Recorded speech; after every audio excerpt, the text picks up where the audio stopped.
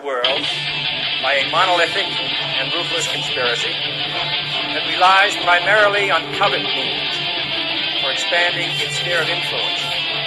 It is a system which has conscripted vast human and material resources into the building of a tightly knit, highly efficient machine that combines military, diplomatic, intelligence, economic, scientific, and political operations.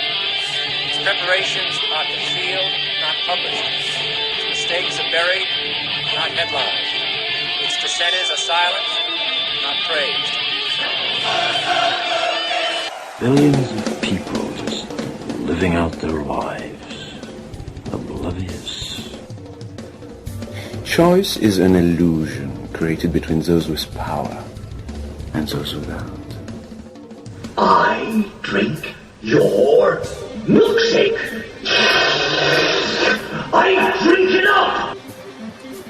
Thank you, John Larson. I receive your kind words on behalf of all of our courageous members of the House of Representatives who want the best for the American people. And what we can do that is best for them in the next 24 hours is to pass affordable, accessible health care for all Americans. The best for all Americans is to have 32 million more people to have health insurance in our country. The best for... Piece of stinking filth. Shh, say it again, Shal. This is AJ of the InfoWars. Listen to the Shaliak. This is Alex Jones of InfoWars. Listen to Shaliak on the Cold Reality News and Report. This is the coolest thing I have ever seen. Well, hello there!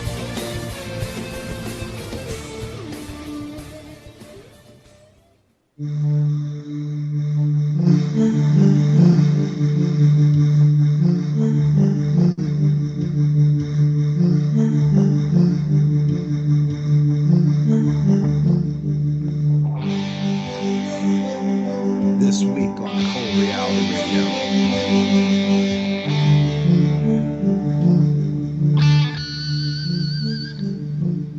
Larry Wilmore hosts and roasts the press in White House Correspondents' Monologue.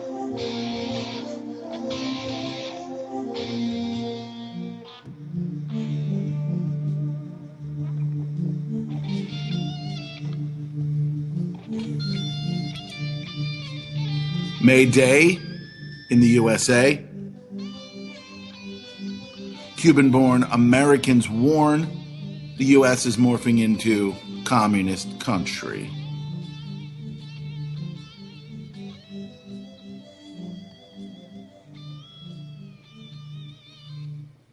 Thousands march in Moscow's Red Square. Actually, that's not even Larry Wilmore. Obama to press, you have responsibility to question. Thanks for working side by side with me. Thank you so very much for working directly with me. Russia taunts another U.S. Air Force plane. Nuke sub missile drill. European Union military civil unrest training. It's extremely worrying. Left clashes with far right in Germany. North Korea vows to advance its nuclear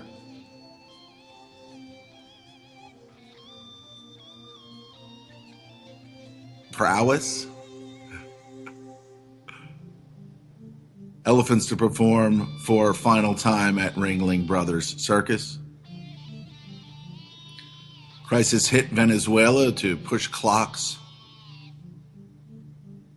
forward to save power.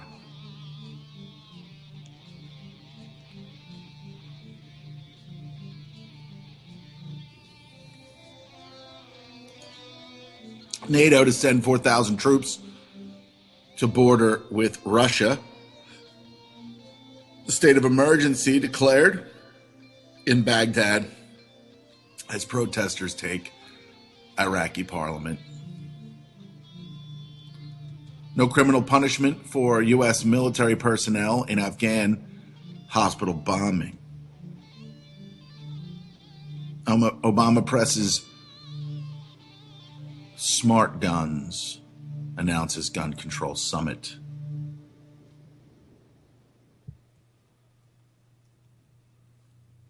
Former Tor developer created malware for the FBI to hack Tor users. Hanford, not Fukushima, is the big radiological threat to the West Coast. Taking the petro out of the dollar. 2 people connected to Flint water investigation found dead. Audit the Fed bill failure exposes list of senators in bed with the international banking cartel. Presidential candidate Hillary Clinton will hold fundraiser in Israel on May 17th. Pentagon claim that war crimes must be intentional, called flatly wrong. U.S. monitoring 5 countries for currency manipulation. That would include China, Germany, Japan, Korea, and Taiwan. Thousands have cancer. Hundreds are dead from a massive chemical attack on Americans. Asbestos.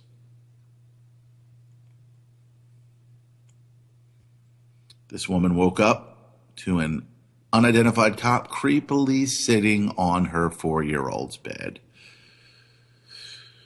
Google develops electronic eye implant. U.S. government quietly tweaks rules to let cops, feds hack computers anywhere, anytime.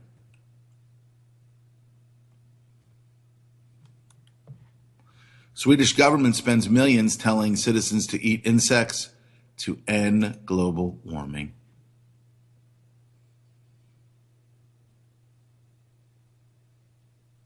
Welcome to Cold Reality Radio here on the UCY.TV broadcasting network. It is Sunday, May Day number 1, the first day of May, May Day, 10:08 on the East Coast of Nightmerica. And I will be your host for the next 2 hours, going over some things, playing some songs.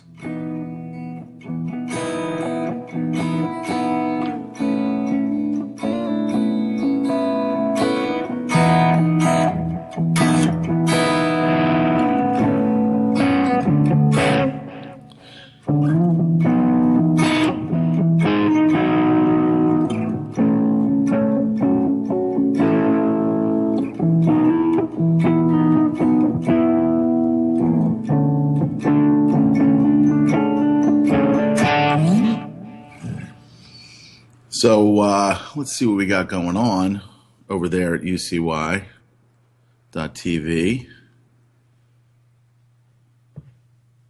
UCY.TV.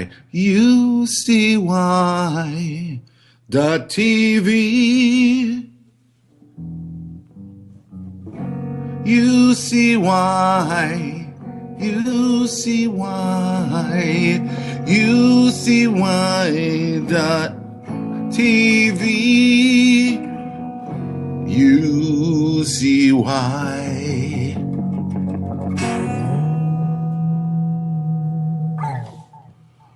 Yes, UCY.TV. It's the home for free speech and other things.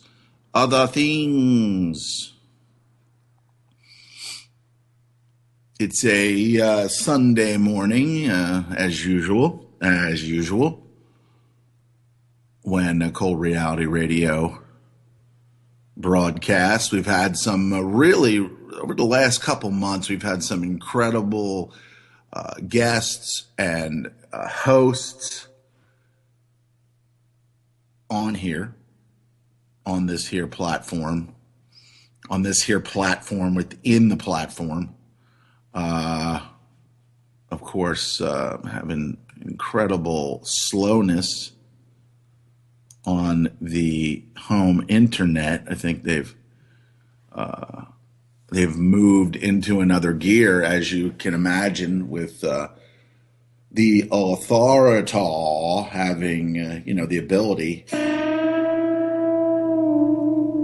having the ability to just hack away at anything and just do whatever they want just to keep everybody safe.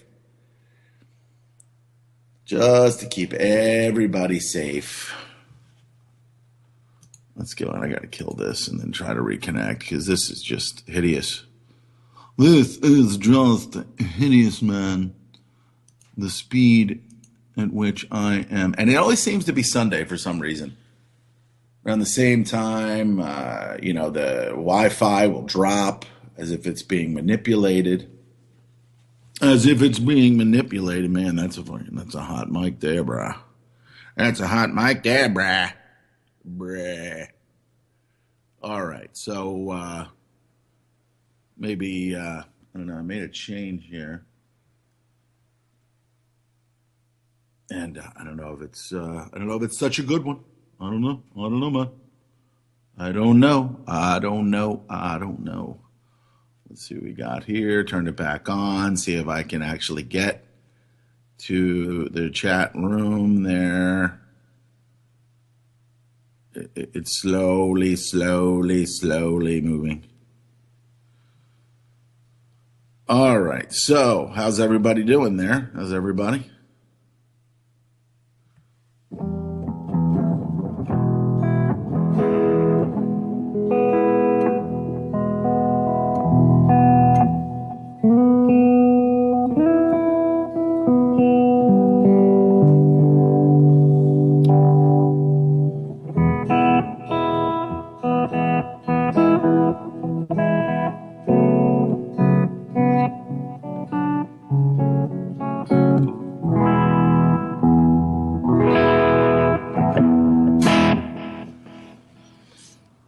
So, in case you didn't notice by the stories, the world is like burning down. It's burning down to the ground. There are issues everywhere. Everywhere. No.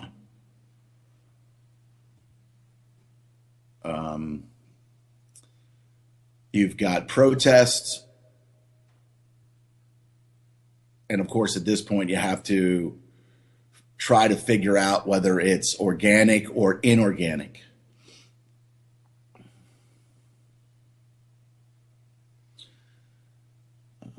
Baghdad, ever since NATO and all those usual suspects raped and pillaged that country, is once again in the news. So it's really, I mean, that's ultimately where the jihadis were spotted when Obama said, "Oh, they're just the JV," or they're just the JV of jihad, bruh. I'm president. So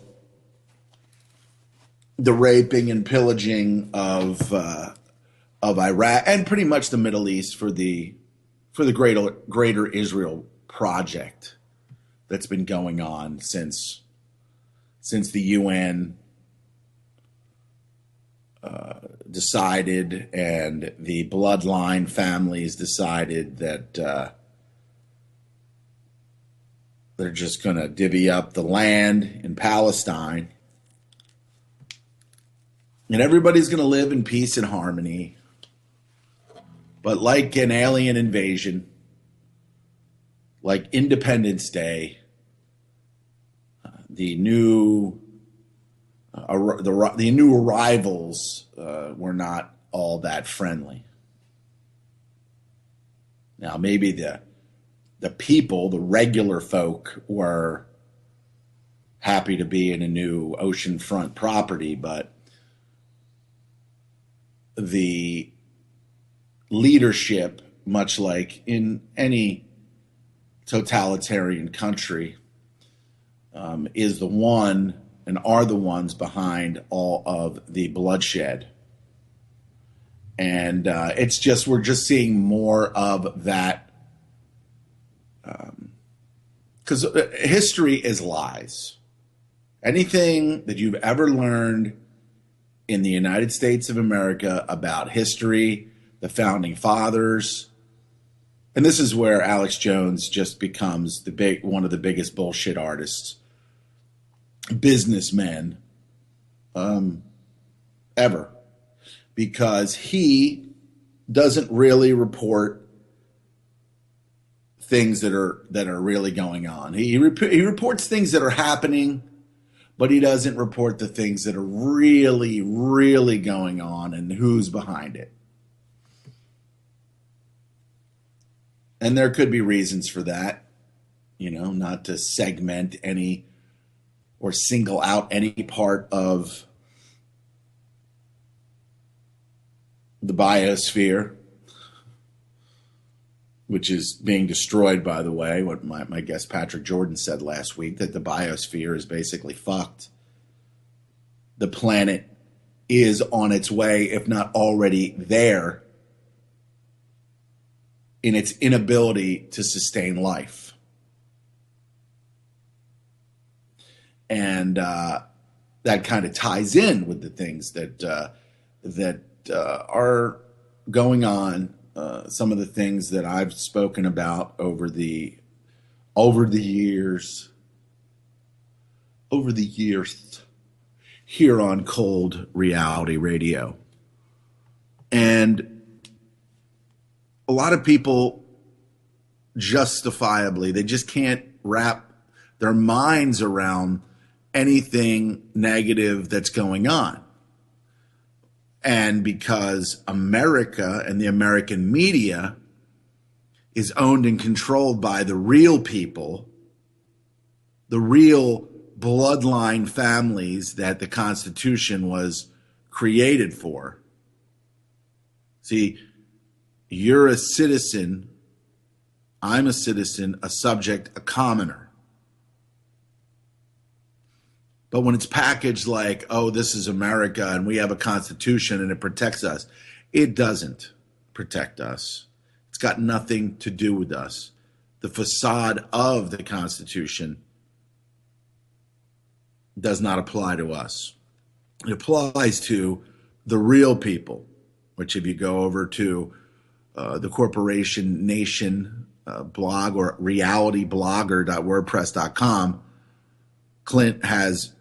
Clint Richardson has some amazing blog posts over there, that one of them that says, I am not the people and neither are you.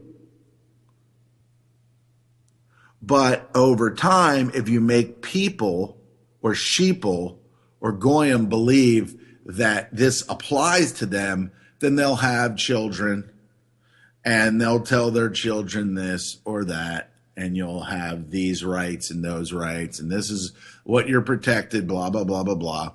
When in reality, when you're born, your birth certificate is a banknote, and you are collateral for the debt of this corporation.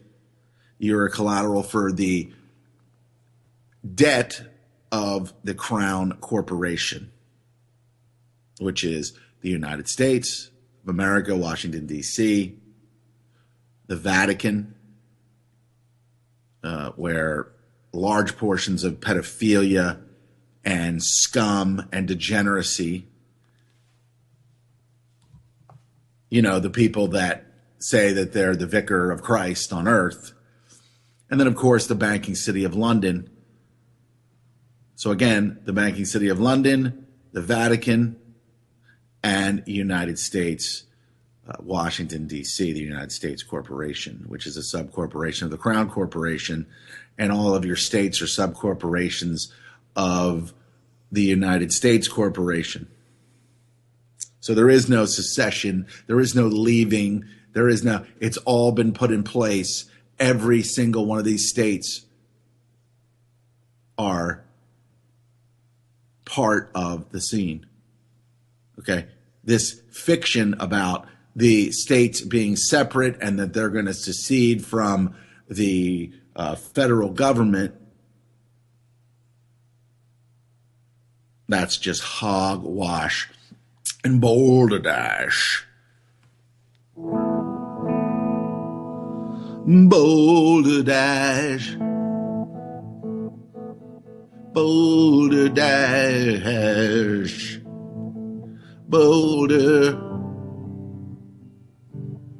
Balderdash.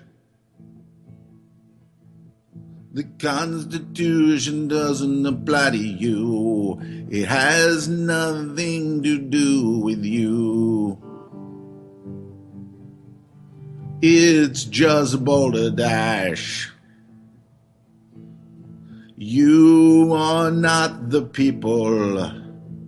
You and I are sheeple to the Crown Corporation. We have been fooled in many ways. We will not be afraid to say. We won't be afraid to say.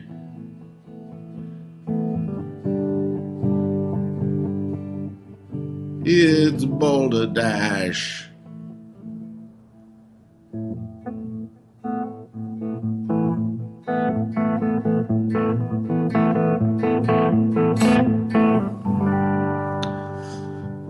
Oh yeah, it's balderdash. Balderdash.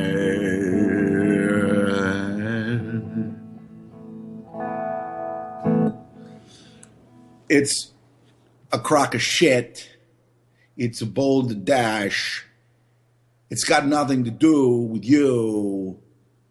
You are just a commoner and a subject and to be extracted from.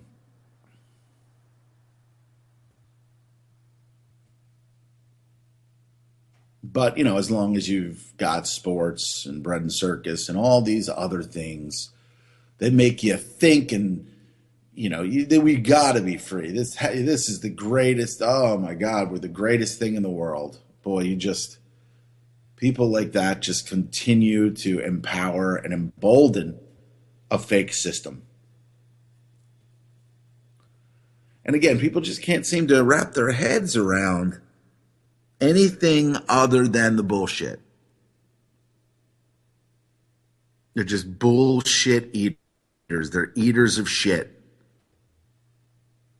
They eat a big shit sandwich every fucking day and say, this is prime rib, bruh. I don't know what you're talking about, bruh. I'm eating prime rib, bruh. Prime rib, bruh. When actually you're eating a shit sandwich. Just like the fella in the Matrix said, I know this isn't steak I'm eating, but the program makes me think that it is. Cyrus, was it? I know this isn't steak I'm eating. But just when you put me back in the Matrix, I want to be somebody important. I want to be an actor.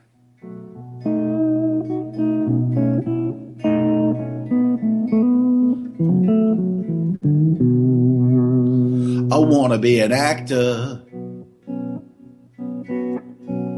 in the Matrix.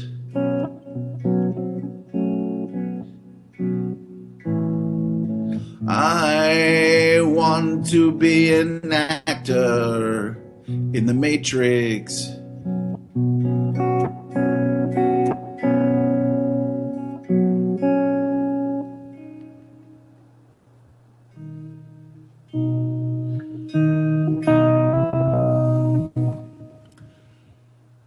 That's what they are. They're actors in the Matrix. Ugh.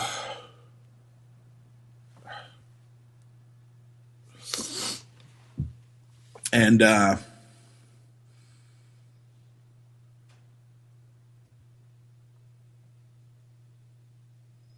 mean, so much chaos. The war machine keeps warring.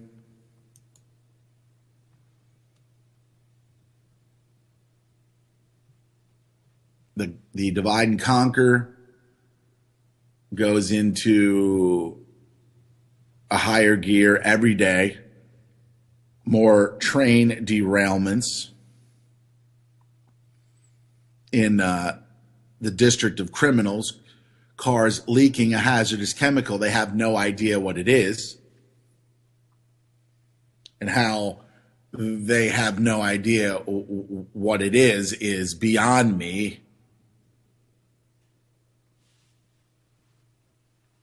Let's see what happens to that. That's just like how they knew right after 9/11 that it was within 10, 15, 20 minutes that it was Osama bin Laden. Right?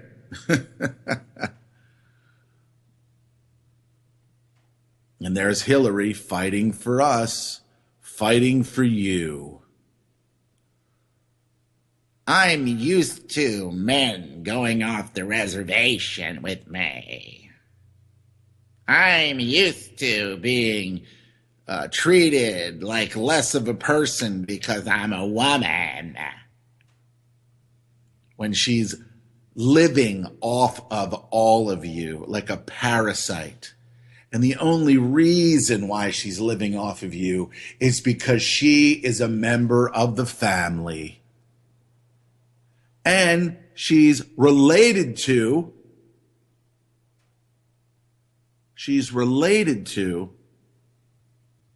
the guy that she's going to be running against in this disgusting political sideshow. Not even, I mean, the main event, but the fact that it's a main event, the amount of money that gets spent in these fucking political campaigns is a disgrace.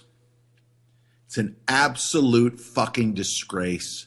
And I guess I can understand why anyone outside of this country would fucking hate us, would hate the United States corporation. You can understand why. Homeless, diseased people dying on the streets, vets being denied care. The only reason why the vets are being denied care is because they don't fucking care about them. They want them to die because they made killers out of them. And they don't want those killers to find out that they've been fucked by the United States corporation government. That's why. So they're killing the vets. And if you haven't figured that out yet, damn.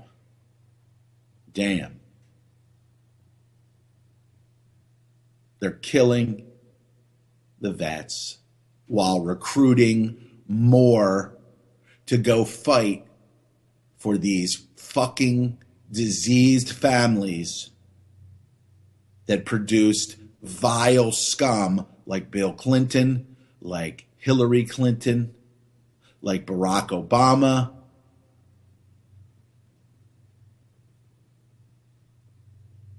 And like most of the senators and congresspeople. Family electing family members to rule and dominate over the commoners with the right to rule encoded on their DNA. All of them, or if not most of them, related by blood back to European royalty, which I would shit and piss on their graves and piss in their fucking ocular cavities, I don't look at them as royal. I look at them as fucking garbage that should have died. That should have died in their cribs. They should have died in their cribs. They should have been fucking aborted even. Like they've done to so many other possible lives. But you got to keep the population down. You got to keep it down. Because you don't want the commoners to understand that they're being dominated and extracted from. That's the truth. That's the fucking God's honest truth. You're being dominated by evil. Anyone who thinks Pope Francis is one of the greatest popes or greatest man or the vicar of Christ, you are the Antichrist. You're the Antichrist. Because you support an Antichrist. It's all coming out now. Every bit of everything that he says, every bit of information that comes out of that vile, disgusting place in Rome is now the opposite of everything that they've deceived and brainwashed people with over the years.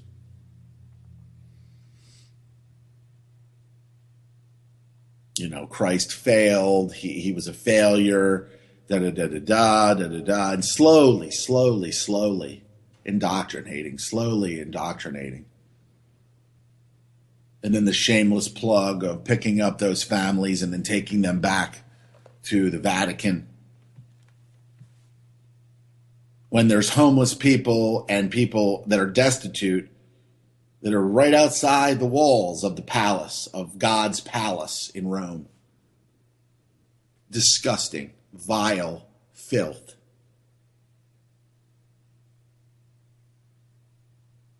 And what they've got planned for everyone is just unmentionable. I can only imagine.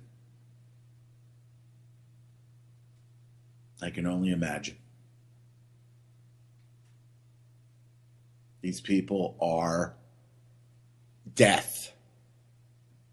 Hillary Clinton is, if you could see her soul, if you had the ability to see her soul, it would be some kind of dragon with bleeding from the eyes, with baby parts hanging out of her fucking fanged mouth. That's what her soul would look like. Same as Bill, running around, being invited onto Jeffrey Epstein's plane so that they can go rape children.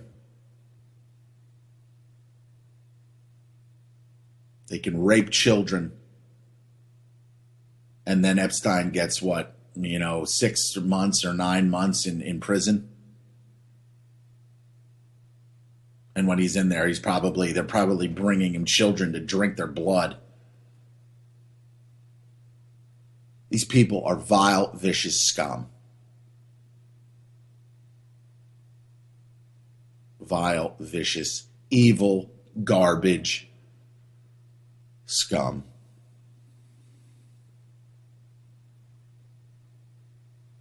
And so the Donald Trump campaign, well, whatever you want to think about Donald Trump, it really is just he and Hillary and Bernie and Kasich, who's in there. I really truly believe that they don't care who gets in there, because whatever happens, this place is going down. This corporation, it's time to, as Greg says, my friend Greg, wash, rinse, repeat. What's happening here, what's happening all over the world, has happened so many times. Just like in The Matrix, when Keanu Bloodline, I got no business acting at all because I can't, but I'm here because I got looks and somebody thinks that they can teach me to read. He sits in there, and then the guy who runs The Matrix, with the white beard and everything, he's like, Zion has fallen 6-7 times already. You can't stop it now. Choose that door. Go to your woman or save Zion. Make your choice. But make no mistake. She will die. And she does. But then Zion is saved. But as you heard Clint and I a number of weeks ago talk about simulacra and simulation, that's one of the that information Reeves had to read prior to reading the script for the movie. Simulacra and simulation.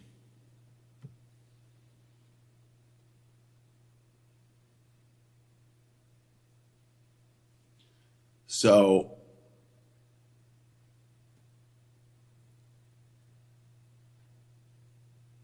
it's just all bullshit. Kasich, probably another member of this family.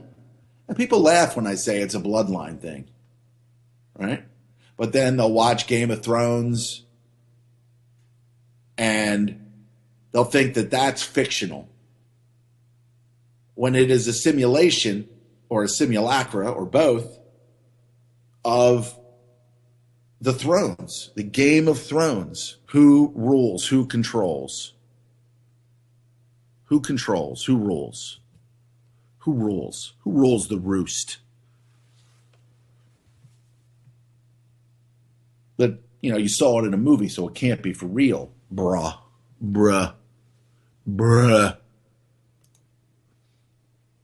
You saw it in a movie, so it can't be for real. JJ.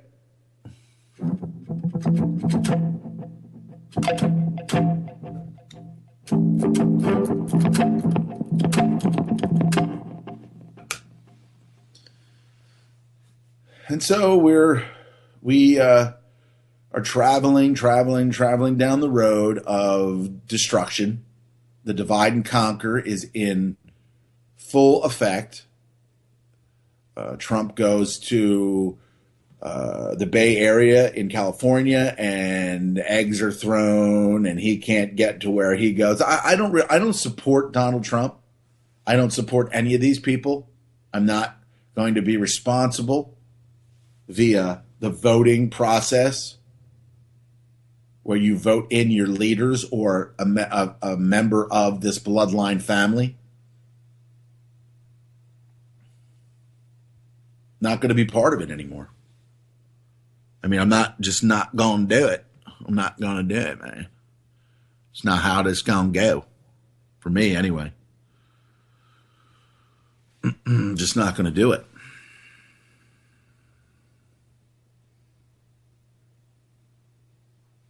And there it is. Gawker. Thank you. Jane MC. Flight logs put Clinton and Dershowitz on pedophile billionaire's sex jet. Bill Clinton took repeated trips on the Lolita Express, the private passenger jet owned by billionaire pedophile Jeffrey Epstein, with an actress in softcore porn movies whose name appears in Epstein's address book under an entry for massages. According to flight logbooks obtained by Gawker, the published today for the first time, the log also shows that Clinton shared more than a dozen flights with a woman who federal prosecutors believe procured underage girls to sexually service Epstein and his friends and acted as a potential co-conspirator in his crimes.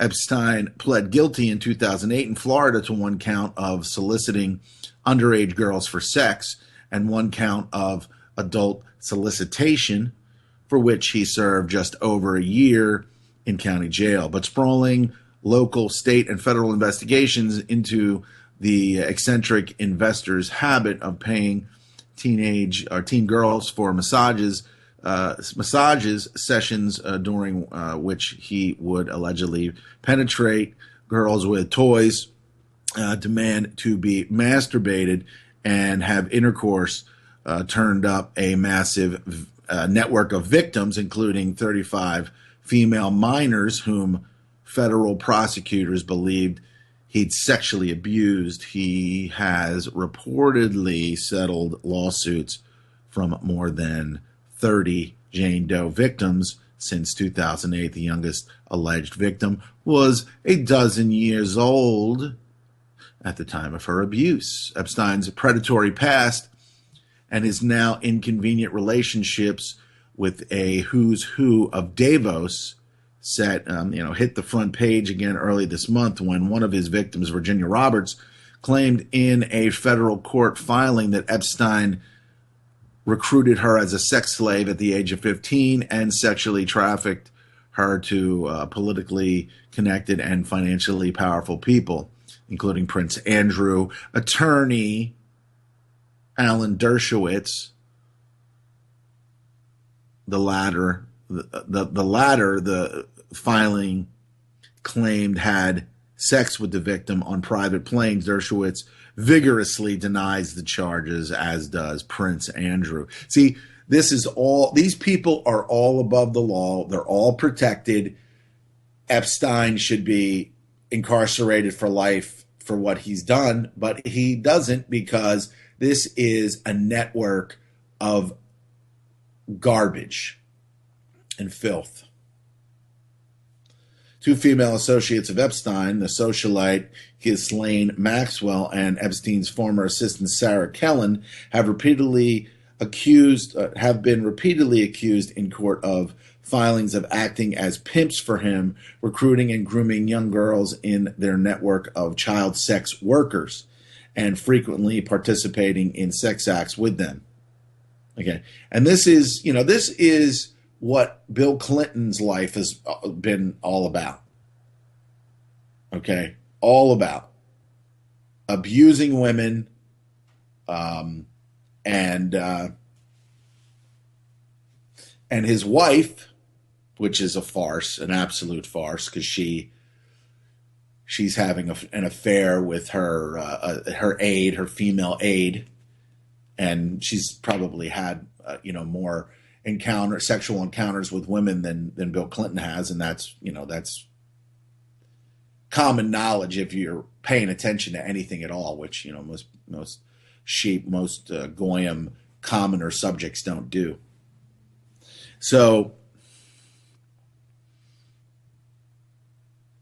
it goes on and on and on. There's more than enough evidence. Shantae Davies, who spent 5 days traveling on Epstein's plane with Clinton and others in 2002. Chihuahua. And that's, of course, why she's there. Because, she's lovely.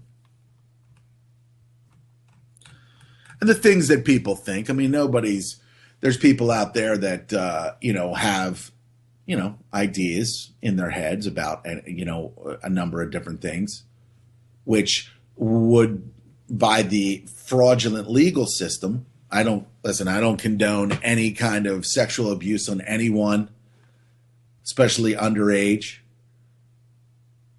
But what I will tell you is this. These people know it's wrong, and they do it anyway because they know that they're going to get away with it. Because America is just corruption. It's just absolute degeneracy and corruption. It's what they've turned this pirate cove into. America's never been what we have been told that it is. It's a platform for these garbage, filth, scum families and filth, garbage, Goldman Sachs banker types to loot this country and the rest of the fucking world in your name. In your fucking name. In your name. dogs are getting pissed about it. I don't know why other people don't. There you go. Billionaire pervert Jeffrey Epstein and his famous friends. There's Bill Clinton. Hi. There's scumbag Dershowitz. Douchebag bitch. 61-year-old banker who trades his time between Paris, Palm Beach, Florida, rural New Mexico, and the U.S. Virgin Islands. He was born in Brooklyn, attended Dalton School in New York University, worked at a financial firm called Bear Stearns for 6 years. I looted that place in the 1970s and 80s and struck out with his own financial firm in 1982. All right. Epstein's net worth is rumored to be or has been at one point in the billions, not just rich, but extremely. So, just a piece of shit who should have a bullet put right in his fucking head.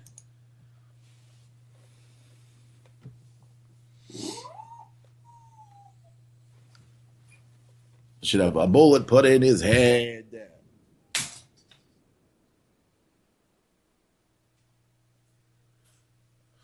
And that be that. That be that, brah. Excusez-moi. So, yeah. Even though Bill Clinton is tied to this vile vermin who should have been aborted,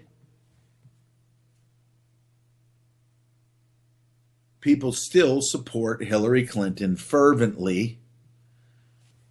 And she's, I guess they would say, she's a victim. She should leave him. She is the same fucking scum that was in a video counseling a man who had sexually abused a woman.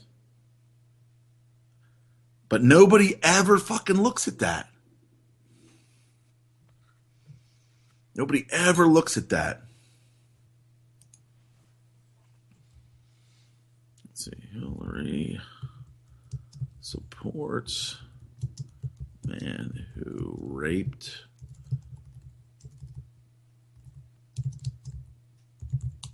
let's see what we got. 1975 case.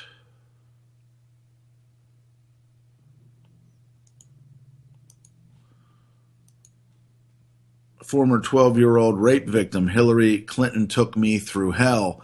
How many other lies has she told to get where she is today? There's evil, there's real evil, and then there's Hillary Clinton. When the Free Beacon published tapes in which Hillary Clinton laughed cheerfully about a case in which she got a child rapist off, ordinary people had a glimpse into the twisted mind of a woman who keeps claiming to be a role model for young girls. Hillary's tactics, including accusing 12-year-old girl who had been savagely beaten and raped in fine legal language of being a mentally ill slut. The tapes were shocking even for her supporters. They revealed a complete lack of empathy and Hillary's willingness to do absolutely anything to win.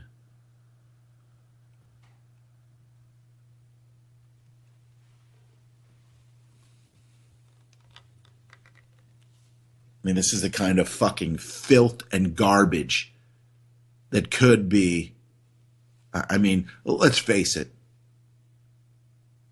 The Bush family, the Clinton family, Obama, okay?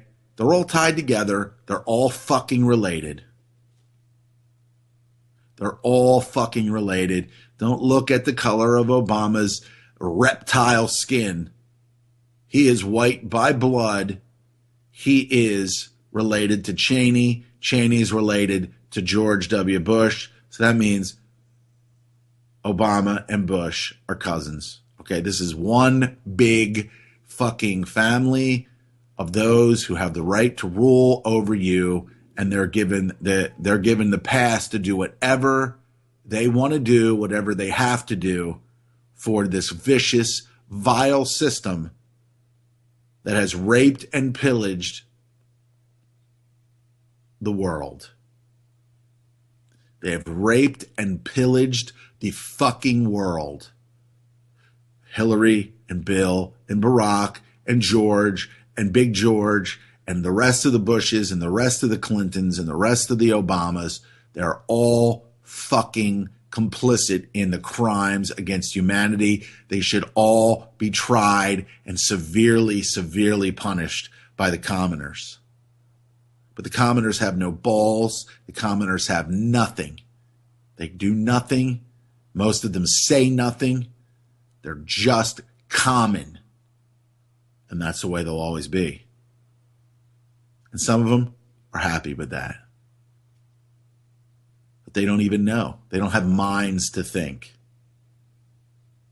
They don't have a thought in their head that wasn't put there by some bullshit school or bullshit television show. They're all clones of retards. In fact, that's an insult to retarded people. So I apologize to retarded people.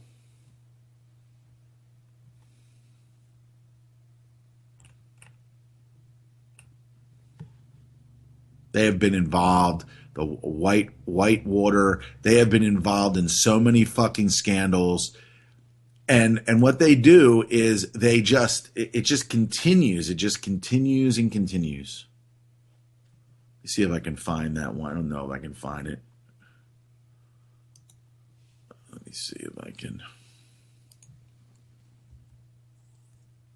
Anyway, let's take a look at what Hillary has supported. Okay, with a clip here from The Road to World War III. Actually, this was 3 years ago, but it's very evident right now. Let me see. A new axis of evil. Let's... yeah,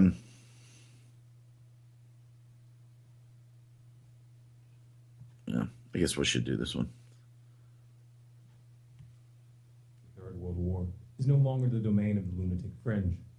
The concept that humanity is teetering on the edge of a third world war is no longer the domain of the lunatic fringe. Those of you who have been paying attention know that in reality, the war is already underway. In this video, we're going to examine the profiles of the key players and the alliances they've formed, expose their motives, and present evidence of crimes that they've already committed. All of our sources will be available in the link below.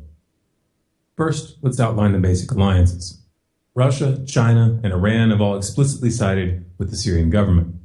Russia is providing air support, advanced anti-aircraft missile systems, heavy weapons, and training. Iran, for its part, has troops on the ground.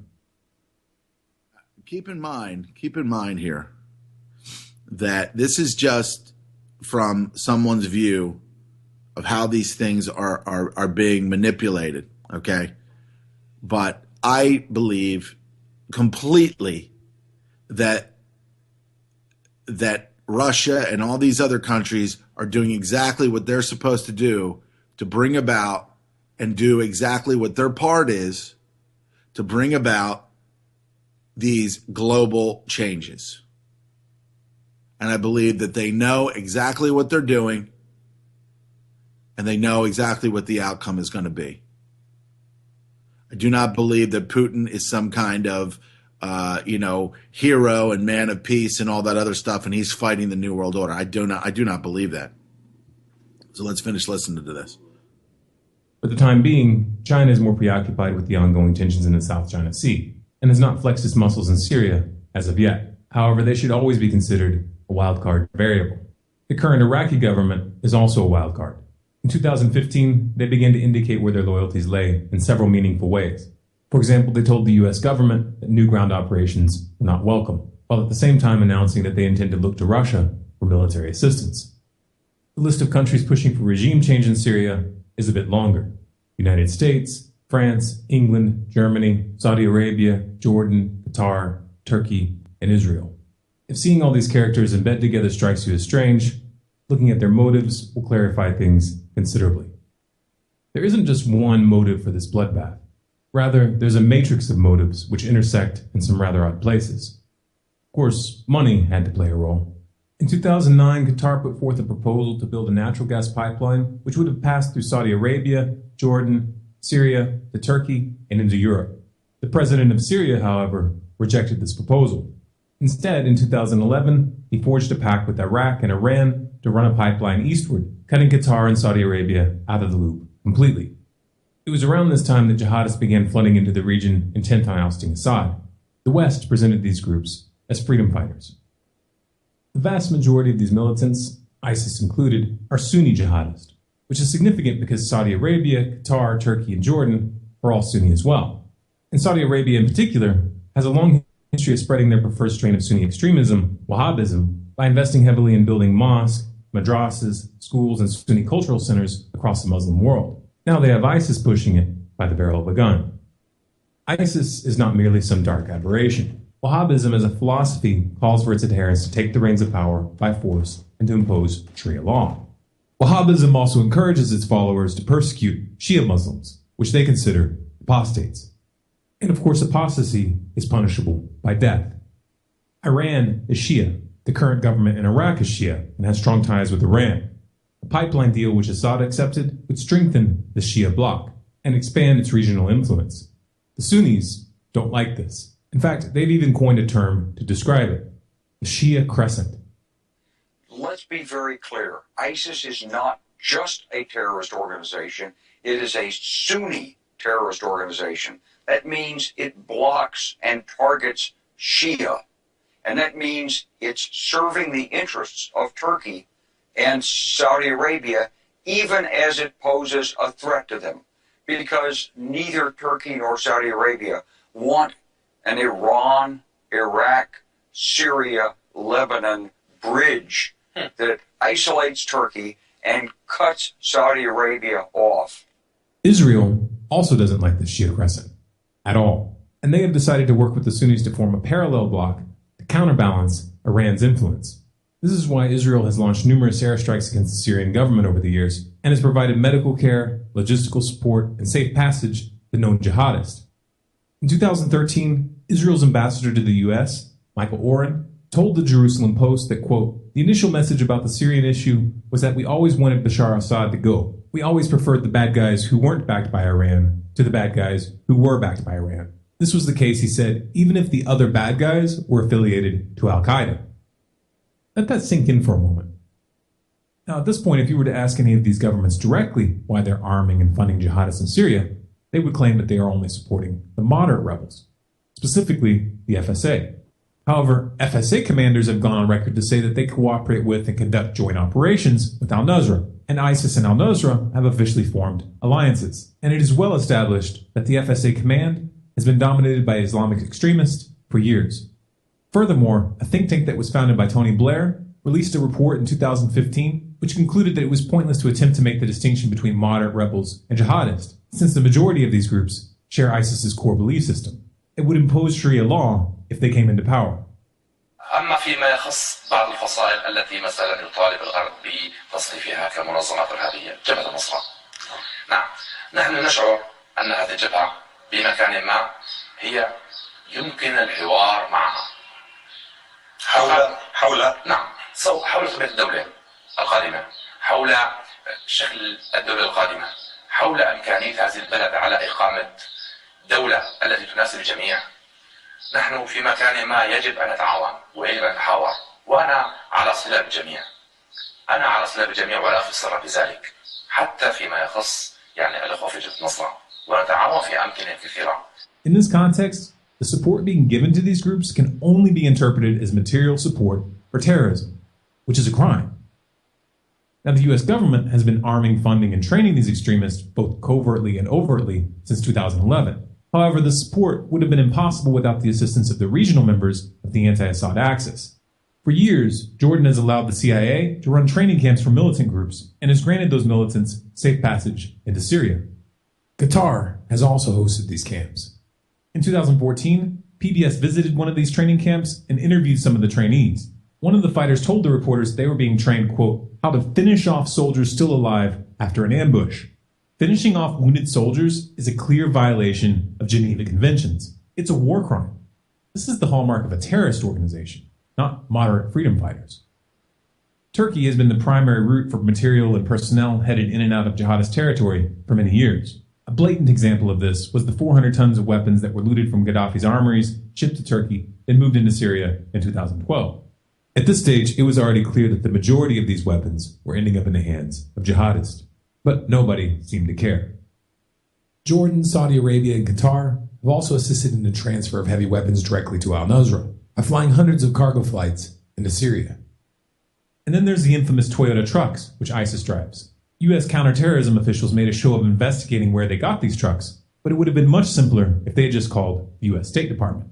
According to the PRI, the U.S. State Department has been supplying Toyota Hiluxes, the exact model being used by ISIS, to the FSA for years. Knowing the real chain of alliances between these groups, it makes perfect sense that ISIS would end up behind the wheel. And let's not forget about the oil. At this stage, ISIS has reached a point where it no longer needs direct sponsorship. The organization earns an estimated $1 to $2 billion a day through oil sales. The U.S. was aware of this, but did nothing to stop it. They didn't even condemn the country which was facilitating the sale of this oil. Russia, on the other hand, began targeting oil convoys headed into Turkey in November of 2015. Shortly thereafter, Turkey shut down a Russian Su-24 that supposedly violated Turkish airspace for 17 seconds. In response, Russia released satellite evidence that they claim shows how Turkey is smuggling oil from ISIS. The U.S. government dismissed this evidence, but didn't counter it with any evidence of their own. So where is the oil going? We're supposed to put that little detail out of our minds. All along, there's always been the idea that Turkey was supporting ISIS in some way. We know they funneled people going through Turkey to ISIS. Someone's buying that oil that ISIS is selling. It's going through somewhere. It looks to me like it's probably going through Turkey. They knew, but they did nothing. Why? Well, let's ask Mike Morrell, former deputy director of the CIA. Look, we don't want to destroy these oil tankers because that's infrastructure that's going to be necessary to support the people when ISIS isn't there anymore. And it's going to create environmental damage. Right, and I suppose we didn't call out Turkey for buying the oil because we didn't want to hurt Erdogan's feelings. Clearly, it is not in the interest of the anti-Assad axis to eliminate ISIS. The United States and France are keen to make a show of airstrikes and special forces, but what they really want is the ability to operate in Syria militarily. This is the only way they'll have any chance of influencing the outcome. Trouble is, Russia is dug in. Unlike the United States and France, they have permission to operate in the country. And this has allowed them to set up bases and a strong anti-aircraft defense grid, which at any point can be used to enforce a no-fly zone. Washington is in a weak position. Can't really win from this angle, so they'll have to find a way to put Russia off balance and retake the momentum. It's important to remember the real stakes in this conflict. The West is in a state of decline. Their influence is waning. If the U.S. and their allies fail to remove Assad from power, what they will be faced with is more than just a strong Shia crescent. If they fail, they risk being edged out of the entire region and replaced by Russia. This would give Russia an enormous amount of leverage in global energy markets. And this, of course, has serious implications for the petrodollar. For Washington, this is an unacceptable outcome. So expect the unexpected. This video is Creative Commons. You have permission to download and distribute any and all of our content through. And so,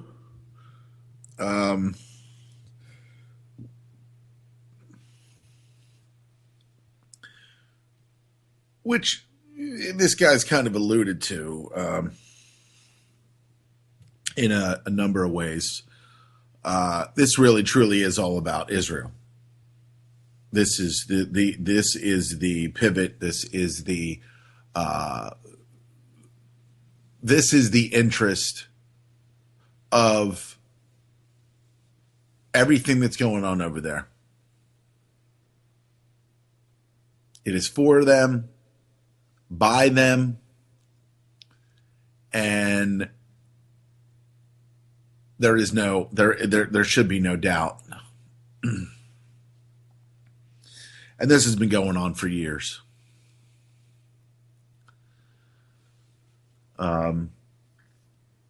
In order to control the Middle East and everything about it, the state of Israel had to be created. Because without that entity being there, none of this would happen. None of the Gulf War would not have happened.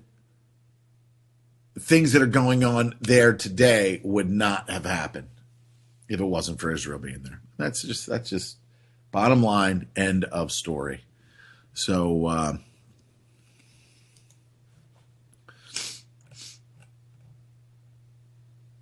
there's no doubt. What we got here? Why did the United States attack Libya, Iraq, Afghanistan, and Yemen? Why are U.S. operatives helping to destabilize Syria? And why is the United States... Okay, now this was 3 years ago. This was a video that was created. Government so intent on taking down Iran, in spite of the fact that Iran has not attacked any country since 1798. And what's next? What are we headed for? When you look at the current trajectory that we're on, it doesn't make any sense at all if you evaluate it based on what we're taught in school. And it doesn't make any sense if you base your worldview on the propaganda that the mainstream media tries to pass off as news. But it makes perfect sense once you know the real motives of the powers that be. In order to understand those motives, we first have to take a look at history. In 1945, the Bretton Woods Agreement established the dollar as the world reserve currency, which meant that international commodities were priced in dollars. The agreement, which gave the United States a distinct financial advantage, was made under the condition that those dollars would remain redeemable for gold at a consistent rate of $35 per ounce. The United States promised not to print very much money, but this was on the honor system, because the Federal Reserve refused to allow any audits or supervision of its printing presses. In the years leading up to 1970, expenditures in the Vietnam War made it clear to many countries that the U.S. was printing far more money than it had in gold. And in response, they began to ask for their gold back. This, of course, set off a rapid decline in the value of the dollar. The situation climaxed in 1971 when France attempted to withdraw its gold and Nixon refused.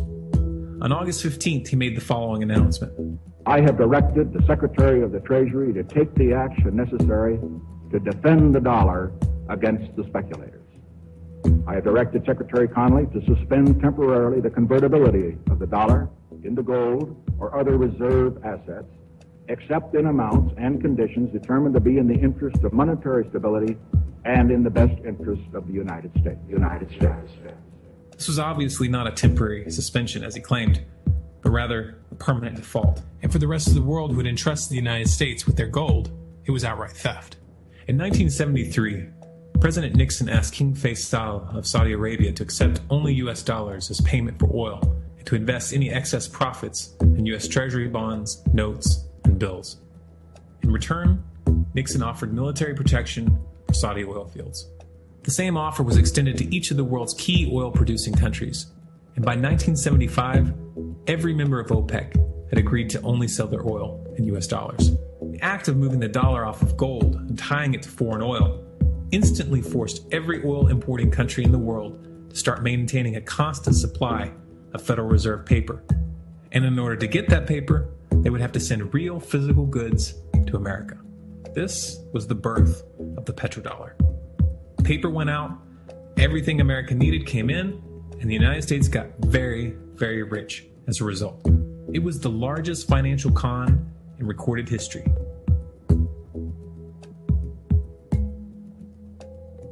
The arms race of the Cold War was a game of poker. Military expenditures were the chips, and the U.S. had an endless supply of chips. With the petrodollar under its belt, it was able to raise the stakes higher and higher, outspending every other country on the planet, until eventually U.S. military expenditures surpassed that of all other nations in the world combined. The Soviet Union never had a chance. The collapse of the communist bloc in 1991 removed the last counterbalance to American military might. The United States was now an undisputed superpower with no rival. Many hoped that this would mark the beginning of a new era of peace and stability. Unfortunately, there were those in high places who had other ideas. Within that same year, the U.S. invaded Iraq in the first Gulf War. And after crushing the Iraqi military and destroying their infrastructure, including water purification plants and hospitals, crippling sanctions were imposed which prevented that infrastructure from being rebuilt. These sanctions, which were initiated by Bush Sr. and sustained throughout the entire Clinton administration, lasted for over a decade and were estimated to have killed over 500,000 children. The Clinton administration was fully aware of these figures. We have heard that 500,000 children have died. I mean, that's more children than died in Hiroshima. And, you know, is the price worth it? I think this is a very hard choice, but we think the price is worth it. Madeleine Albright, another member of the bloodline families related to Queen Elizabeth. Miss Albright, what exactly was it that was worth killing 500,000 kids for? In November of 2000, Iraq began selling its oil exclusively in euros. This was a direct attack on the dollar and on U.S. financial dominance, and it wasn't going to be tolerated. In response, the U.S. government, with the assistance of the mainstream media, began to build up a massive propaganda campaign claiming that Iraq had weapons of mass destruction and was planning to use them. In 2003, the U.S. invaded, and once they had control of the country, oil sales were immediately switched back to dollars. This is particularly notable due to the fact that switching back to the dollar meant a 15 to 20% loss in revenue due to the euro's higher value. All right, so even if Saddam decided to turn away from the dollar and feed the euro to weaken the dollar, he's still giving the business to the same entities that own and control America. So think about that. It doesn't make any sense at all unless you take the petrodollar into account. So I came back to see him a few weeks later, and by that time we were bombing in Afghanistan. I said, "Are we still going to war with Iraq?" And he said, "Oh, it's worse than that." He reached over on his desk, he picked up a piece of paper, he said, I just got this down from upstairs, meaning the Secretary of Defense's office today, and he said, "This is a memo that describes how we're going to take out 7 countries in 5 years, starting with Iraq and then Syria, Lebanon, Libya, Somalia, Sudan, and finishing off Iran. Let's take a look at the events of the past decade and see if you see a pattern. In Libya, Gaddafi was in the process of organizing a bloc of African countries to create a gold-based currency called the dinar, which they intended to use to replace the dollar in that region. U.S. and NATO forces helped destabilize and topple the Libyan government in 2011, and after taking control of the region, U.S. armed rebels executed Gaddafi in cold blood and immediately set up the Libyan central bank. Iran has been actively campaigning to pull oil sales off of the dollar for some time now, and it has recently secured agreements to begin trading its oil in exchange for gold. In response, the U.S. government, with mainstream media assistance, has been attempting to build international support for military strikes on the pretext of preventing Iran from building a nuclear weapon. In the meantime, they established sanctions which U.S. officials openly admit are aimed at causing a collapse of the Iranian economy. Syria is Iran's closest ally, and they are bound by mutual defense agreements. The country is currently in the process of being destabilized with covert assistance from NATO, and though Russia and China have warned the United States not to get involved, the White House has made statements within the past month indicating that they are considering military intervention. It should be clear that military intervention in Syria and Iran isn't being considered. It's a foregone conclusion, just as it was in Iraq and Libya. The U.S. is actively working to create the context which gives them the diplomatic cover to do what they already have planned. The motive for these invasions and covert actions becomes clear when we look at them in their full context and connect the dots. Those who control the United States understand that even if a few countries begin to sell their oil in another currency, it will set off a chain reaction and the dollar will collapse. They understand that there is absolutely nothing else holding up the value of the dollar at this point, and so does the rest of the world.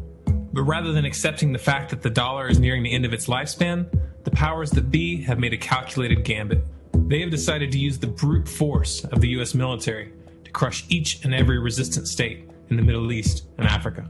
That in itself would be bad enough. But what you need to understand is that this is not going to end with Iran. China and Russia have stated publicly and on no uncertain terms that they will not tolerate an attack on Iran or Syria.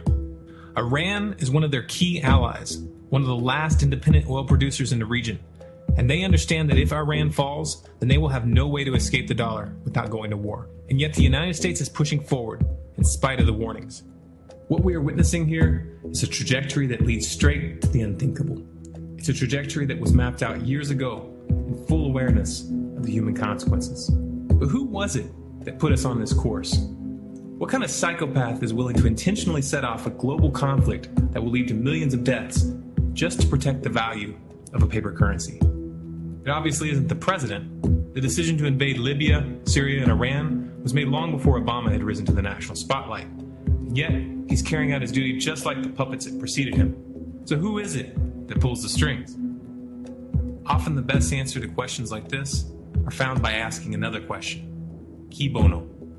Who benefits? Obviously, those who have the power to print the dollar out of thin air have the most to lose if the dollar were to fall. And since 1913, that power has been held by the Federal Reserve.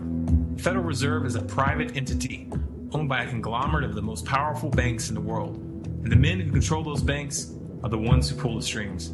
To them, this is just a game. Your life and the lives of those you love are just pawns on their chessboard. And like a spoiled 4-year-old who tips the board onto the floor when they start to lose, the powers that be are willing to start World War III to keep control of the global financial system. Remember that when these wars extend and accelerate. Remember that when your son or your neighbor's son comes back home in a flag-draped coffin. Remember that when they point the finger at the new boogeyman. Because the madmen who are running this show will take this as far as you allow them to. So how much time do we have left? It's a question I hear constantly, but it's the wrong question. Asking how much time we have left is a passive posture. It's the attitude of a prisoner who's waiting to be taken out to a ditch and shot in the back of the head. What are our chances? Can we change course? Also the wrong question. The odds don't matter anymore. If you understand what we're facing, then you have a moral responsibility to do everything in your power to alter the course that we're on, regardless of the odds. It's only when you stop basing your involvement on the chances of success that success actually becomes possible. To strip the ill-begotten power from the financial elites and to bring these criminal cartels to justice will require nothing less than a revolution. The government is not going to save us. The government is completely infiltrated and corrupt to the core. Looking to them for a solution at this point is utterly naive. There are 3 stages of revolution, and they are sequential. Stage 1 is already underway. Stage 1 is the ideological resistance. In this stage, we have to actively work to wake up as many people as possible about what is happening and the direction we're headed. All revolutions originate from a shift in the mindset of the population, and no other meaningful resistance is possible without it. Success in this stage of the game can be measured by the contagion of ideas. When an idea reaches critical mass, it begins to spread on its own and seeps into all levels of society. In order to achieve that contagion, we need more people in this fight. We need more people speaking out, making videos, writing articles, getting this information onto the national and international stage. And we especially need to reach the police and the military. Stage 2 is civil disobedience, also known as nonviolent resistance. In this stage, you put your money where your mouth is, or more accurately, you withhold your money and your obedience from the government. And you do everything in your power to bring the gears of the state to a halt. Practiced in mass, this method alone is often enough to bring a regime to its knees. However, if you fail at this stage, Stage 3 is inevitable. Stage 3 is direct physical resistance. Direct physical resistance is the last resort, and it should be avoided and delayed as long as possible. And it should only be invoked after all other options have been thoroughly exhausted. There are those who talk tough and claim that they will resist when the time comes. But what those people fail to realize is that if you are inactive during the first 2 stages and save your efforts for the last resistance, then you will fail. When the Nazis were moving door to door, dragging people out of their homes in Germany, that was the time to fight back physically. But due to the lack of ideological resistance and civil disobedience leading up to that moment, even an armed uprising would have likely failed at that point. An armed uprising can only succeed if the people have established an attitude of active resistance. And active resistance is only possible after their minds have broken free from the mainstream propaganda. If you want to fight back, It's now or never. You're not going to get another chance, and the stakes are far higher than they were in Nazi Germany.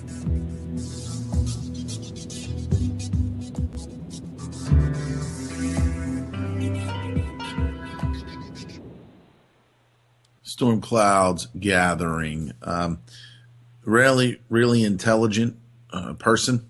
I really like what he does, and at the same time, he understanding that the Federal Reserve is owned and controlled and was created by incredibly powerful bankers and banking families. He still kind of believes in history and things that, so he, it's a process for everybody. This guy is obviously a very good researcher, much better than I. But he kind of, at the end there, he kind of failed to understand what incredible power and money can do when it comes to money and the manipulation of the past and past events. But I'll take the 90 to 95% of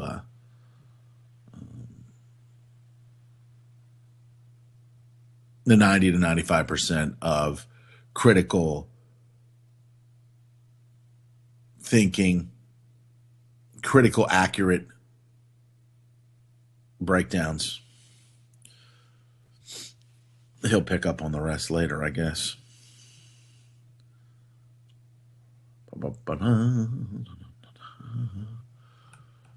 So as I said, let's listen to the Daily Beast is pointing to this guy. I guess he's laughing at Larry Wilmore. He's laughing at Larry. Here's Larry. Catering to the liberal, diseased mind. The C-SPAN networks bring you long-form public affairs programming from the nation's capital and are a public service of your television provider. Suck C-SPAN, created by cable. Douche span. Ladies and gentlemen, Larry Wilmore.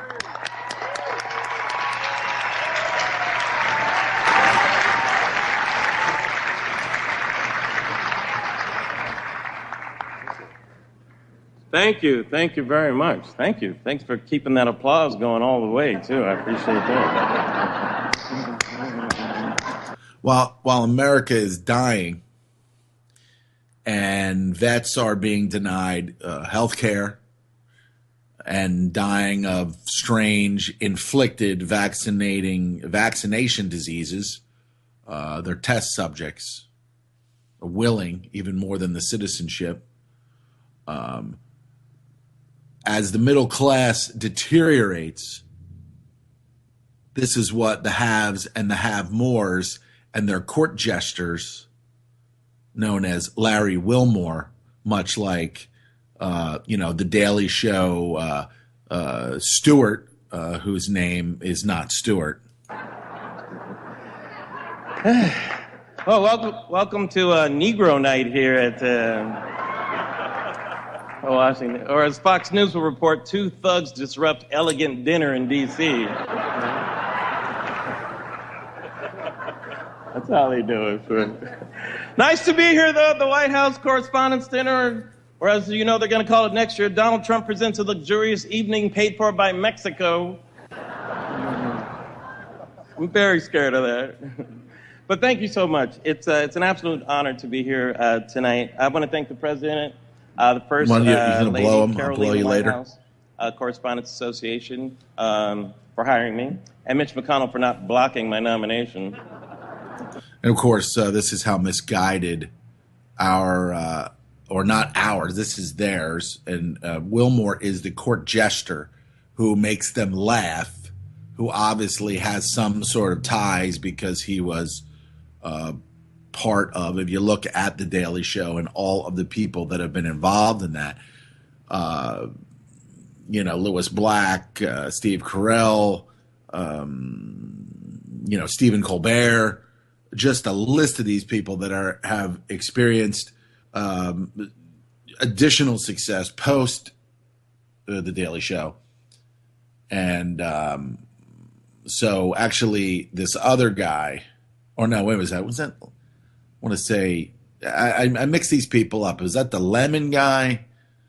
The gay lemon guy from CNN, I think, or there's a guy that's British or something that is hosting The Daily Show now, and Wilmore has the other show on Comedy Central. But see, their job is to make you laugh about serious, awful, just degenerate things that are going on, so that you don't do anything about any of it. You laugh, ha ha ha. That's kind of what SNL does and all these other things, when they sit there and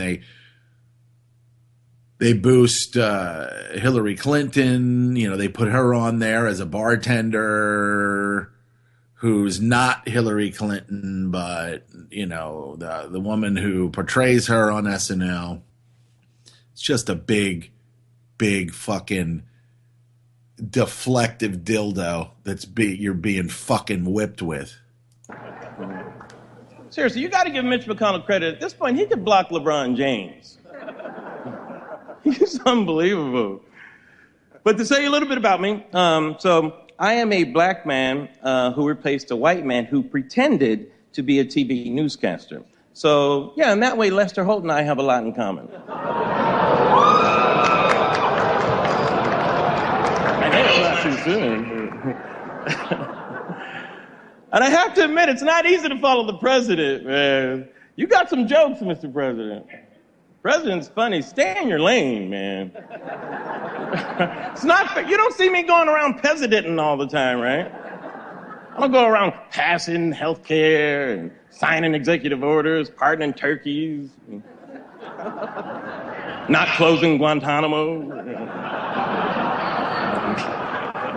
Oh, wait, maybe I did do that. But I have to say, it's great. It looks like you're really enjoying your last year of the presidency. Saw you hanging out with NBA players like Steph Curry, Golden State Warriors. That was cool, yeah. It kind of makes sense, too, because both of you like raining down bombs on people from long distances, right? That's funny, what? Right? Am I wrong? What? Killing? Speaking of drones, how is Wolf Blitzer still on television? Ask a follow-up question. Good. Hey, Wolf, I'm ready to project tonight's winner. Anyone that isn't watching the Situation Room. Oh, nobody's laughing. No, all right, fine. Nobody's laughing. Vice President Joe. Wolf Blitzer is going to send his Zio squad for you. Ha ha, Larry Wilmore. Biden is here. Nice to see you, Vice President. That's great. Good to see mental patients. I heard Joe's retiring, moving back to Delaware, which is good. He won't have to answer any more difficult questions like, hey, what's your name? I know you from somewhere? But I have to say about the First Lady, it's so nice to have dinner with you. She's the epitome of grace, class, and poise, isn't she? With a great dick. She really is, yeah. Not to be confused with future first gentleman Bill Clinton, whose 3 favorite strippers are named Grace, Class, and Poise. Yeah, don't make that mistake. Don't make that mistake. It's the Late Show, Mr. President. I can do these jokes. So. And let me just say, Mr. President, the office has taken its toll on you. You look terrible, Mr. President. He is terrible. No, you do, man. I mean, look at you. Your hair is so white, it tried to punch me at a Trump rally.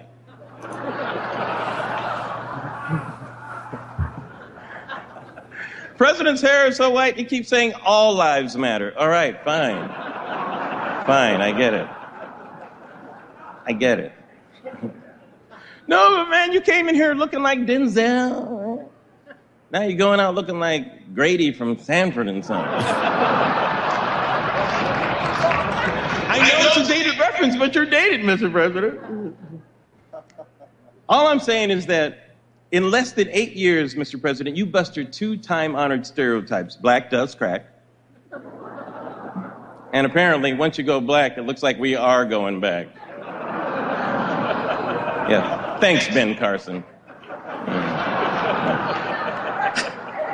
I don't suppose he's there. I got to be careful picking on you, though, Mr. President. You know, a couple of years ago during this dinner, you were like killing Osama bin Laden. Yeah, right. Remember that? Who are you killing tonight? Can't be print journalism. That industry's been dead for a while now, right? Yep. Sorry. I'm just kidding. Shout out to the print media. No, really, you have to shout. They're like all over 70 now. You know? He's kind of speaking the truth, but everybody's follow-up was nice, wasn't it? Mm.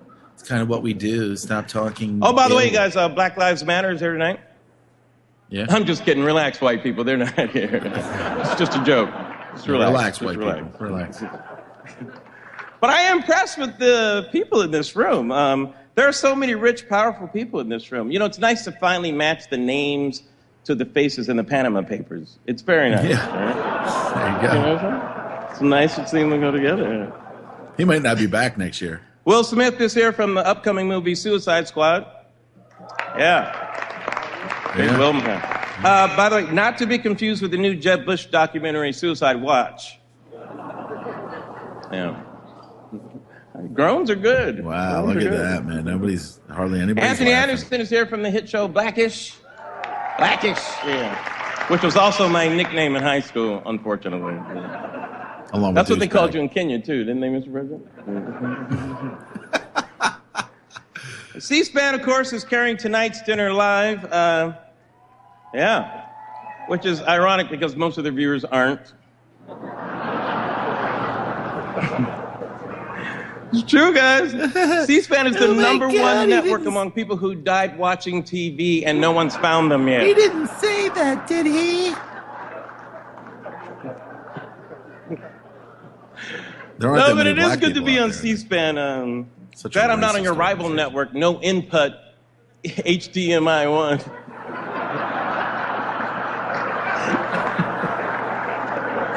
That was for me. CNN is here tonight. You mentioned CNN. Yeah. I've been watching CNN a long time. Yep. Used to watch it back when it was a news network. I did. Was it all CNN here tonight? Jake I don't know about you guys, but I can't get enough of that CNN countdown clock. Now we can see exactly when they hit 0 in the ratings. Yeah. And not to throw any shade, but Fox News is the highest rated cable news channel among viewers who have no idea what shade means. Fox News actually tried to convince America that Beyonce was anti-cop after her Black Panther-inspired performance at the Super Bowl. Anti-cop, come on. At the most, she's anti-pants. She's anti-talent. Right? I think Fox News secretly likes Beyonce, though. They just renamed the Kelly file Becky with the good hair. Lemonade, Mr. Vice President? Yeah. Lemonade? Yeah. No? Yeah. Oh, okay. MSNBC here tonight? No? Which actually now stands for missing a significant number of black correspondents. Am I wrong? Have you guys seen they like fired Melissa Harris Perry? She canceled Joy Reid. They booted Touré. I heard they put Chris Hayes on probation because they thought he was related to Isaac Hayes. That's wrong.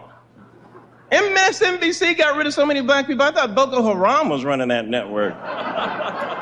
What was going on? You know, I should say some of America's finest black journalists are here tonight. Don Lemon's here, too. Hey, Don, how's it going? Alleged journalist Don Lemon, everybody.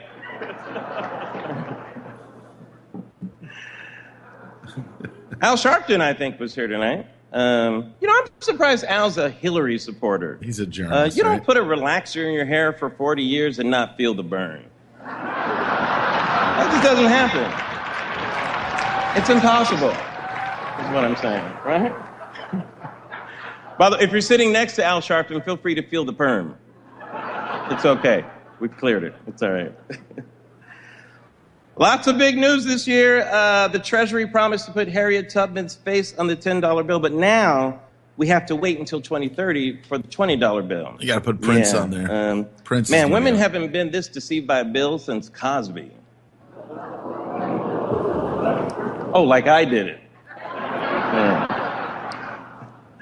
Ben Carson was also against Harriet Tubman replacing Andrew Jackson in the $20 bill. He praised Jackson, saying he was a tremendous president. From the grave, Andrew Jackson replied, "What did that jigaboo say?"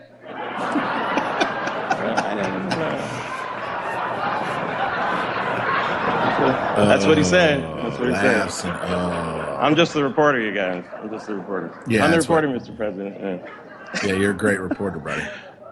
Did Larry Wilmore say jigaboo in Obama's last? I did. I honestly did. But 2016 has been a beast, though, man. We lost David Bowie, Merle Haggard, Prince, or as Hillary Clinton calls it, my favorite singer, my favorite singer, my favorite singer. Okay.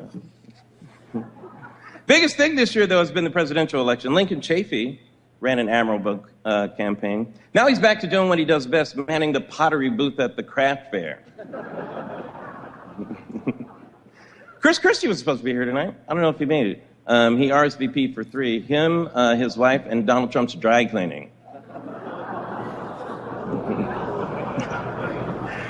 I shouldn't make fun of Chris. Lost a lot of weight recently, didn't he? He said, this is what he said. He said he just eliminated everything from his routine that wasn't necessary, like his self-pride and dignity. You guys are tough, man. Senator Bernie Sanders is here tonight. Senator. Yes, which I'm surprised you never come to these things. He usually goes to the White House Correspondents' early bird dinner. Yeah, it's nice of you to come to this one this time, Senator. How dare you? Give me $1. Senator recently had a hernia operation. His doctors say it's his own fault for trying to lift the hopes of the disenfranchised. You got to stretch before you do that, Senator. I am confused with Bernie's stance on guns, though I have to say. He seems anti-gun. He seems to be anti-gun everywhere except Vermont. Bernie doesn't care who gets a gun in Vermont. There are no black people in Vermont.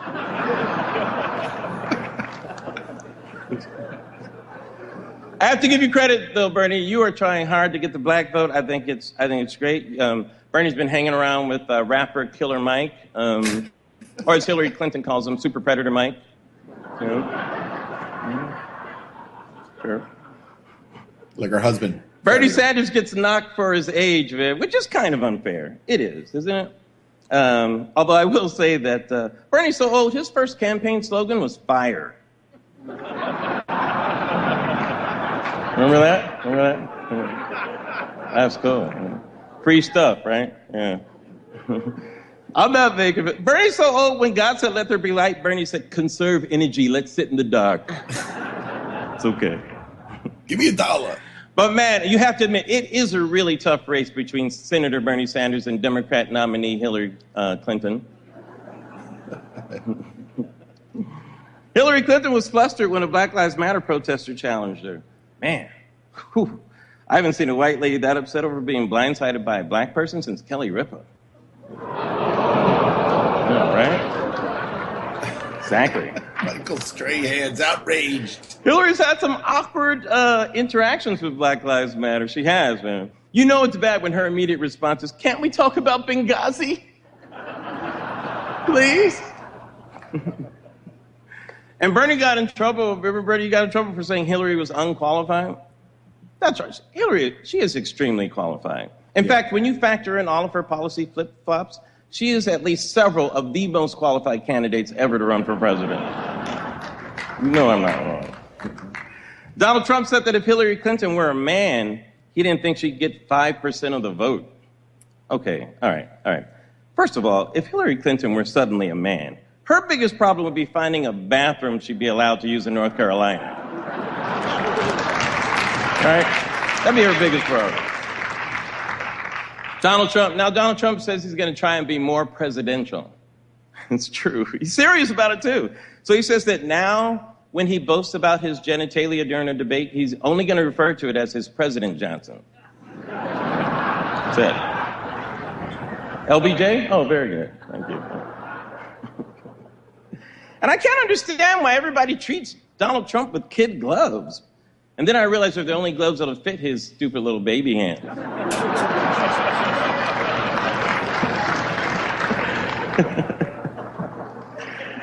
Oh, man. But actually, frankly, Donald Trump, his campaign is inspiring. Mass violence. Oh, that was good, Larry. And whenever I turn on the TV, I see Trump's family campaigning for him, you know, gushing all over him. Or as it's also known as Morning Joe. Have you seen Morning Joe? Oh, come on, guys. Seriously. They are all... No, you know it. Guys, Morning Joe has their head so far up Trump's ass, they bumped into Chris Christie. You know that's true. You know I'm not lying. That's fine. You know that's true.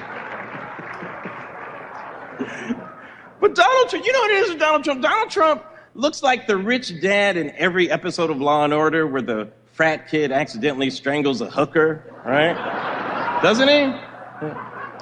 Or as they say here at the Washington Hilton, Tuesdays. Tuesdays, bro. I don't watch the show, bro. But guys, I am not surprised Donald Trump is happening to America because I watch movies. I do. And every time there's a black president, something always comes to destroy the earth. Always. That's true. It's true. The asteroid movie. Ted Cruz is vowed to stay in the race. Man, everybody hates Ted Cruz. He's a dick. Even O.J. Simpson said, that guy's just hard to like.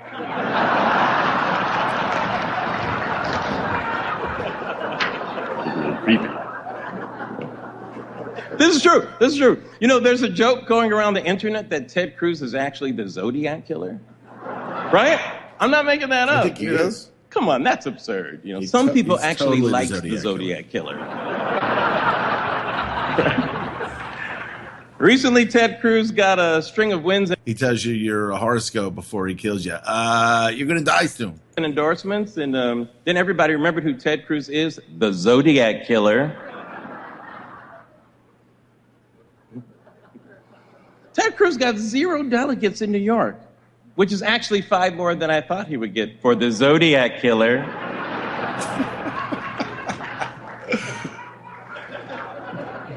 John Boehner came out of retirement and described Ted Cruz as Lucifer in the flesh. Lucifer.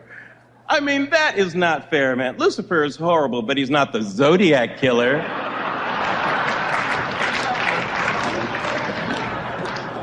Recently, Heidi Cruz revealed that after they got married, Ted bought them like 100 cans of soup. Not making yourself look less like the Zodiac killer, Ted Cruz. Not doing it. I don't even think Ted Cruz wants to be president. I think he's just crisscrossing the country Zodiac killing. That's my theory on it. All right, that's enough on it. Ted Cruz actually announced Carly Fiorina as his VP pick. And he's not even the nominee yet. You've seen this, right? Who does that? Except the Zodiac killer.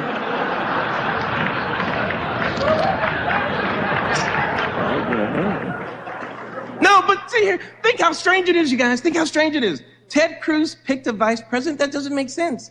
Because serial killers always work alone. Starting to make sense now.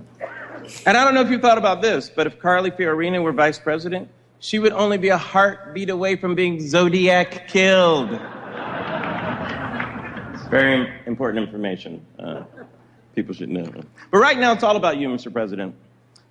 You've got 7 months left, and we should enjoy every moment of it. That's right, soak it in, people. I don't know when we're getting a black president again. I mean, they're not even going to let Morgan Freeman be president in movies anymore for a while. Right? The president and the first lady will return to private life. That's going to be different for you guys. Nobody to wash your dishes or, change the bed linen, sweep the floors. You're going to miss Joe Biden.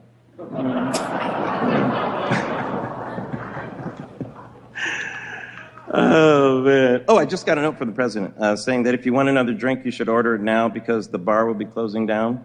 Of course, he said the same thing about Guantanamo, so you have at least another 8 years. So,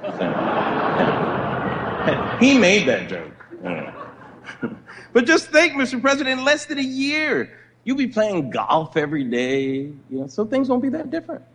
It'll be great. Yeah. And this is your last year in office, right? So now your legacy begins. So I want to talk about what you're leaving behind. And I don't mean the black Jesus in the Lincoln bedroom. No, I'm just saying, make sure you take all of your culturally specific items with you so you can get your security deposit back, Mr. President. Quick impression of the next president moving in. What's cocoa butter? What is? I've never heard of such a thing. Cocoa butter. But I have to say, when it's all said and done, Mr. President, after 8 years in the White House, we are really going to miss Michelle. We really are.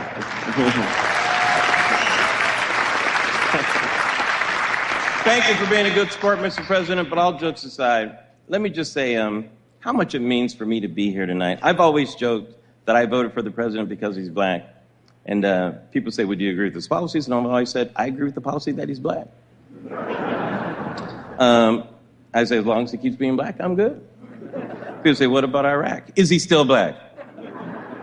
But behind that joke is a humble appreciation for the historical implications for what your presidency means. Start blowing. When I was a kid, I lived in a country where people couldn't accept a black quarterback. Go fuck yourself, Larry Wilmore. Go fuck yourself, you bastard. Well, and this is the gallows humor, really, the gallows humor. When you look at the people in this room, when you look at all of the fake journalists, I mean, they really are in the same category as the Larry Wilmores and the Jon Stewarts and the Comedy Central News Alliance. They really just cater to some of the dumbest fucking people. But, people that want to laugh and people that want to, find humor and everything, and that's fine. Everybody's like, how can you be against laughter? How can you do such things? And the bottom line here is that, it's just all a psychological attack on senses that most people don't even have anymore. So there really is no reason to really try to really truly deceive people anymore, because they don't know what deception is. They don't know what anything is. They fall in line. They're thumb suckers, and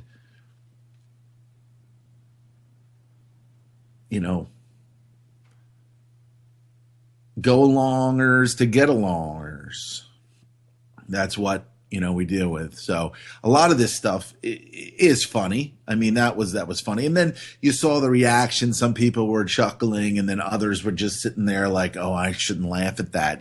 So like all of their, I shouldn't laugh at that. And everybody knows what little group that they're in. And, and they are essentially the people. You should have saw Wolf Blitzer's face when Wilmore was, attacking him, basically low-level attack, and of course Lemon,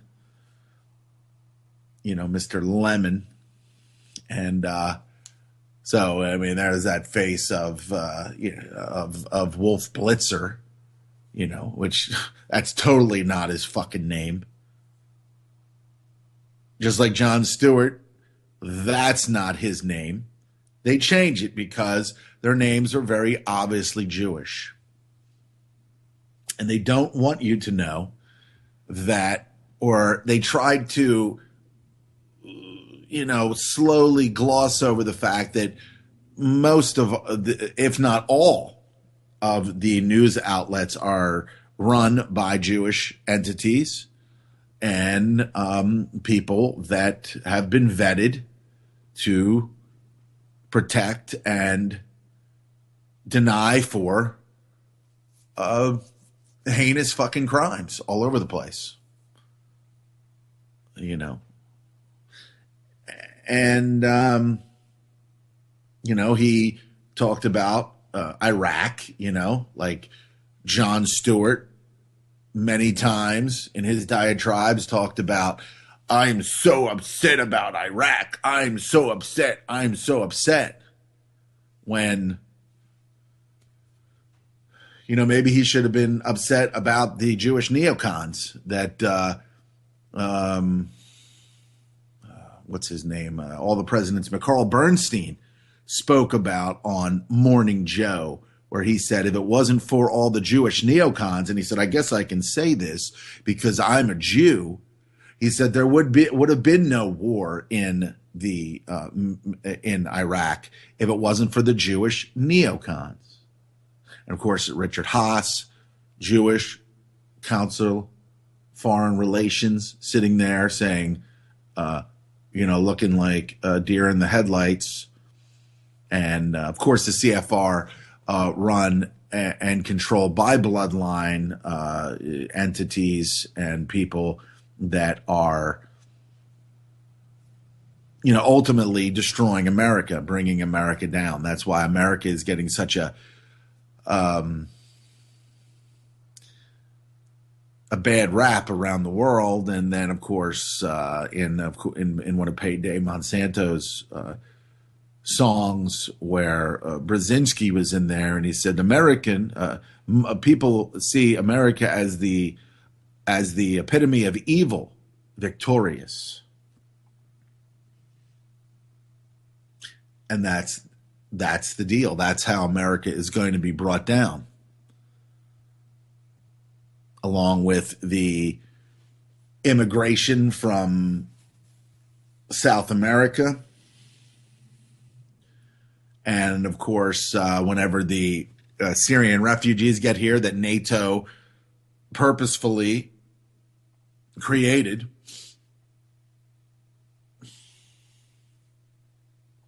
clash of civilizations, destruction of whatever culture America has left, which is next to none, unless it's a sports culture or a culture of ignorance, a culture of disease, and a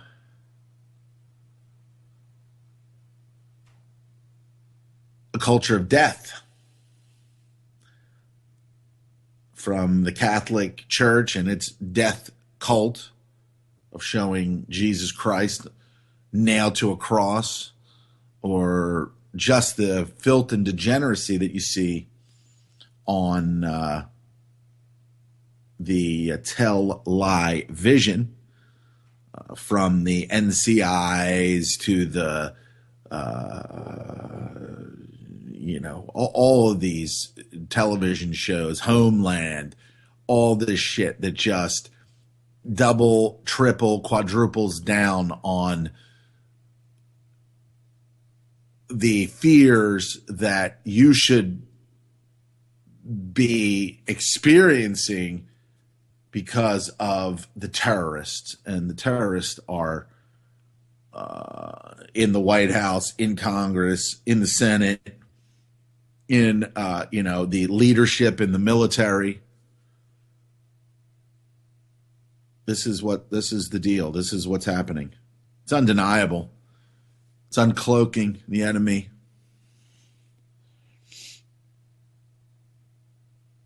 We're seeing it more and more every day, and so Larry Wilmore gets up there, points out some of these things, and then at the end he starts blowing Obama, saying the historic nature of your presidency, like it just happened out of nowhere when he was handpicked 2 decades ago, or you could say 3 decades ago, to be the president of America Corporation. So it's just all bullshit. It's all lies. The court jesters like Wilmore and Stewart and what's his name? The guy on HBO now, who's also was on the Daily Show. The guy from England, the Brit. Last week's news or whatever. He's just another liberal-leaning Pied Piper, bringing all the stupid people over to Hillary as opposed to Donald Trump, who can do none of the things that he says that he's going to do. I don't really care. If he got in there, great. In a world where my vote doesn't count, I guess Donald Trump would be an entertaining so-called leader. But Hillary, I would probably shit myself, piss and puke myself if I had to look at her every day lying and just overall being a witch from hell. A witch. The dirty, filthy witch. Every day sitting up there saying that she's leading. She is going to lead America. She is going to do it. Oh, my God. Vote for Hillary. It's just an absolute joke. It's an absolute farce. We should be just absolutely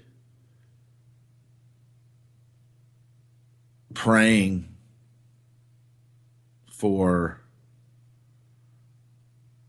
just an absolute, an awakening,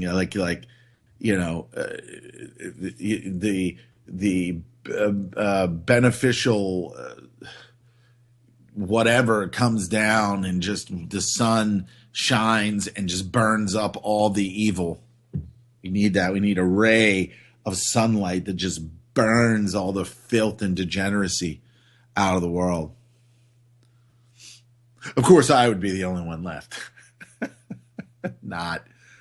I'd be here, but there's other great Nightmericans out there that can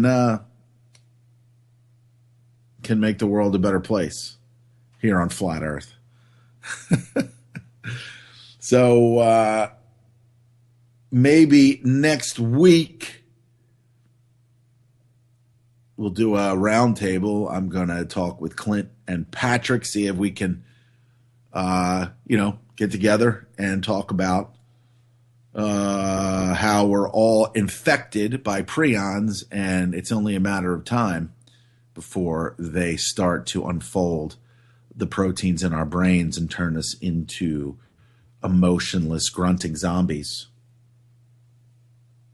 So make sure you tune in for that. Make sure you tune in for that, because I'll be happy to bring it to you. And you see why I'll be happy. Stay tuned for Game On with Ron Stevens. Don't miss Hal this afternoon. Corporation Nation Archive at 5 o'clock Eastern Time. You can hear one of Clint's early podcasts and just keep on moving it forward, moving forward in Nightmerica. Bye-bye. Bye-bye.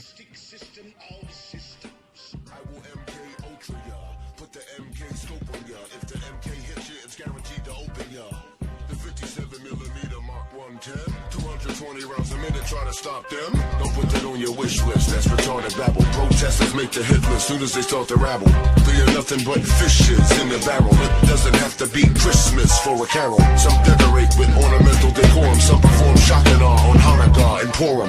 That's where my job come in. I am a blessing to the mercenary for the corporation selling weapons to them. Any potential competitor step into them. I'm authorized to knock them out and stick a GPS into them. They want to sell uranium to Iran that's enriched. That's a bitch. Now they gotta teach us.